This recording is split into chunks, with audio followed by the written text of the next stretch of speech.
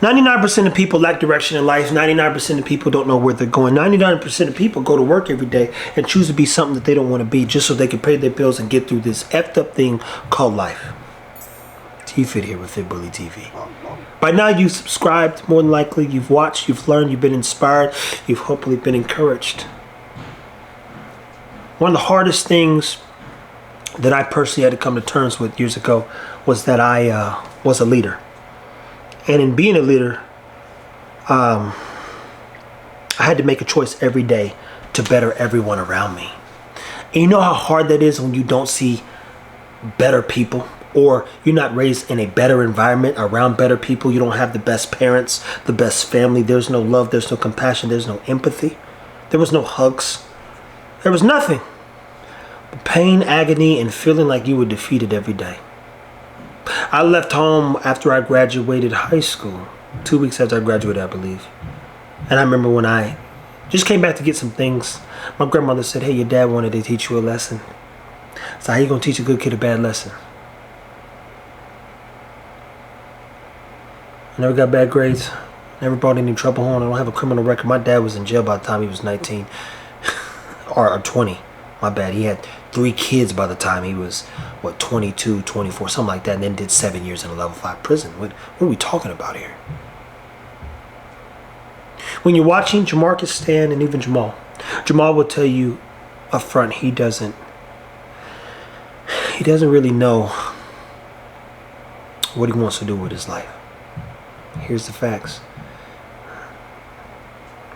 Money is a mean to peace, but it's not a motivating factor. He, like myself, have been around rich, wealthy people, and for the most part, we've never really been broke. So if you've not been broke,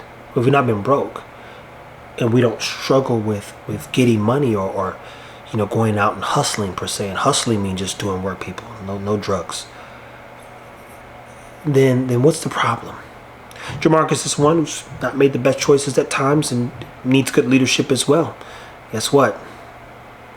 The irony is I think collectively some of us had unique relationships with the men in our life who should have been there. Stan has been a lost soul since I met him. Didn't understand value and what it means to be of value. Had some pride, definitely driven by a little ego. And you have to show him humility at times. So why would these men go through this? Because these men believe in me. They believe that I would never put them in a predicament or situation that doesn't allow them or force them to grow. And there are moments where I know that in these moments, they make or break a man. I've seen a lot of men break, thinking again that they actually wanted to be better. Now, when you tell me you want to be better, you're going to have to eat them words, because I believe in being better. And mind you, I don't invite people into my world. I don't invite you to see my dogs. I don't invite you to come work out. I don't invite people anywhere. So to be within arm's reach, that in itself means you've accomplished something that most people never will. And I do mean within my place of peace, wherever that may be, even though I'm nomadic. So I repeat, when you're watching this video, you're not watching guys work out. You're watching men grow. And I don't mean physically, I mean mentally. You're watching men choose to be better men. You're watching men challenge themselves. You're watching them being reminded that they can be better. You're watching them reminded that they've not done enough. You're watching them be reminded that they got to do more. You're watching them and they're being reminded that they chose mediocrity more than they've chosen greatness. And if ever you've lived at the pinnacle of being a champion or winning something or being successful in some competitive state of being or sport or just life, then you know what it's like to feel accomplished. And if you don't feel that every day, yeah, it's probably a high. But if you don't feel that every day, then, what are you really living for? Like, what are you really doing if you don't feel like you're actually doing something that serves something greater than you? And that's one of the beauties about team sports. So I watch these guys clap for each other. I watch them motivate each other. I watch them begin to think in ways to manage each other's efforts. Hey, I'm gonna do 10, he's gonna do 10, just do 10 more, and we still gonna do our 20 to keep you in the loop so you don't get too far behind and to keep you motivated. They took some slack. They bared another man's cross to watch a man become a little bit better and push yourself that day. And if you're not me, then you're not, you would see these things and don't know how to apply them to future things. I'm watching behaviors. I'm watching support. I'm watching leadership. I'm watching everyone come up with ways to stay moving and be progressive. And if the workout itself showed progress mentally, physically, and believe me, emotionally, then we're on the right path.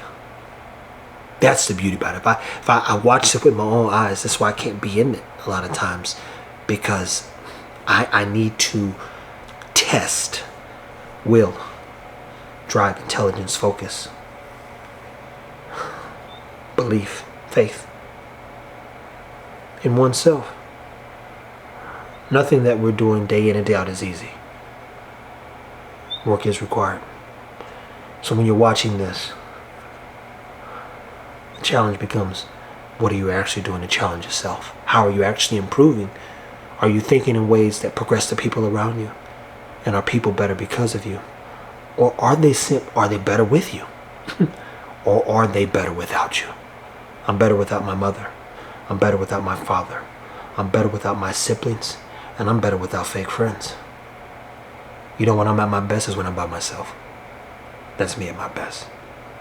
But it just so happens that guys like Jamarcus, my kid Jack, Rock, Boyer, Jamal, these guys have, and Stan, and many others, to be clear, not too many.